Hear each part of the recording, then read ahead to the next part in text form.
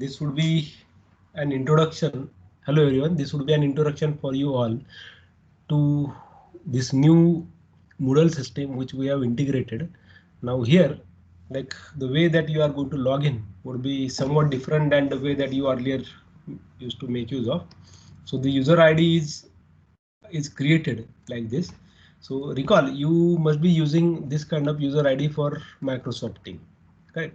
The students at least. So the ID might be starting with R or N with 18 or 19 for both the cases. So like this was a generated through ticketing system.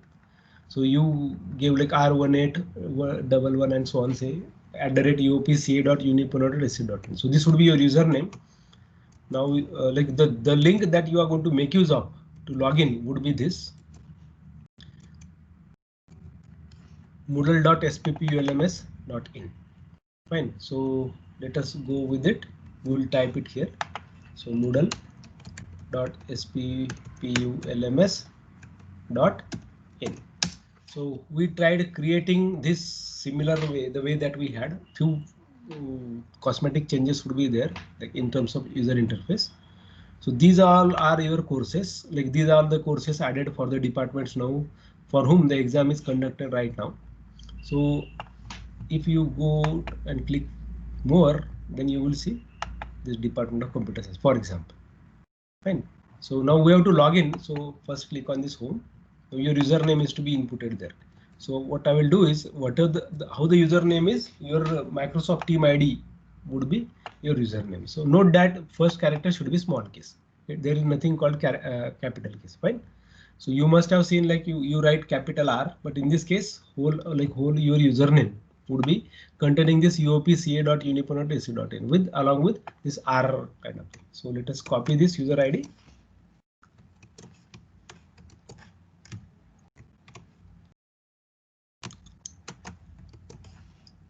And then we'll paste it here. So say I pasted it here. So this is my username. Now, as we created these accounts manually, likewise for the exam purposes, so your password is created with a specific kind of logic. Suppose, for example, if you given in the registration form your mail ID to be, for example, mail.aniket@gmail.com and your mobile number is 97845600706. Now how this password is formed, you pick all these characters, like what are the characters before @gmail.com or even your email ID.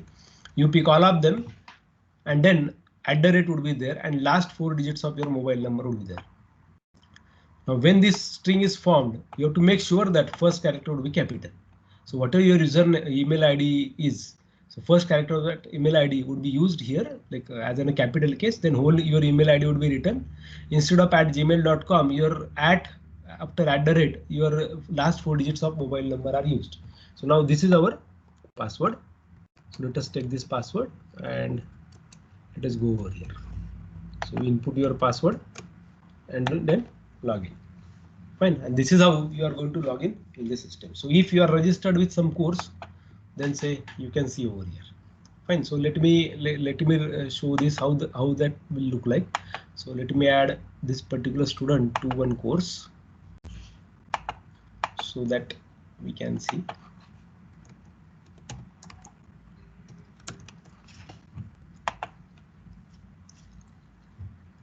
Okay, so let me add this particular student, for example, to this course.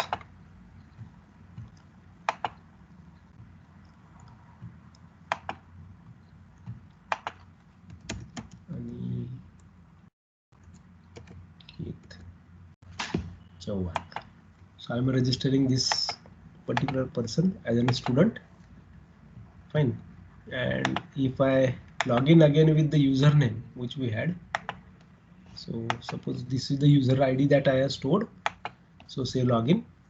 Now you click on dashboard. Now what are the courses you are added, you are registered with that course can be seen. So you click here. So you can see the course that is available. Fine. Now Next thing that you are going to do is, like, you must have seen that every user password is created this way, the way that I showed you. Fine. Now you have to first change your password. So go to this preferences. Okay. And there is an option called change password. Fine. So now we will copy that password of the particular student. Fine. And we will change it. This was our password. Fine. And let us change it to, for example,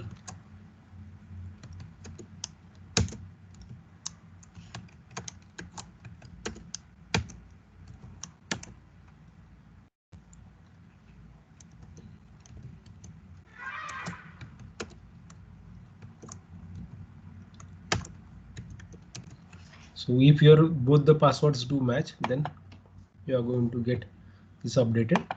So my password is changed. So continue.